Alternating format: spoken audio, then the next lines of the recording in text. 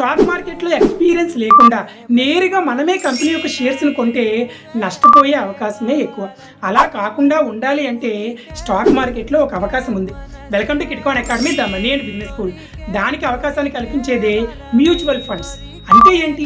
ఈ mutual funds అనేవి మనలాంటి కామన్ పీపుల్ దగ్గర డబ్బుల్ని కలెక్ట్ చేస్తాయి. మనం మ్యూచువల్ ఫండ్స్కి ఇచ్చిన డబ్బులు మన పేరు మీదే ఉంటాయి, దానికి ఎటువంటి డోకా లేదు. కలెక్ట్ చేసిన ఈ డబ్బులు మొత్తాన్ని 20-30 సంవత్సరాల పాటు స్టాక్ మార్కెట్లో ఉంటూ స్టాక్ మార్కెట్లో ఉండే కంపెనీస్పై పూర్తి నాలెడ్జ్ ఉన్న ఒక ఫైనాన్షియల్ ఎక్స్పర్ట్, అతన్నే ఫండ్ మేనేజర్ అంటారు. అతని ద్వారా ఈ కలెక్ట్ చేసిన డబ్బులు మొత్తం ఉపయోగించి మంచి కంపెనీ యొక్క షేర్స్ని కొంటారు. తద్వారా మన డబ్బులు అనేవి గ్రో అవుతాయి. ఇప్పుడు చెప్పండి, మీకు ఏది ఇంట్రెస్టింగ్గా అనిపిస్తుంది?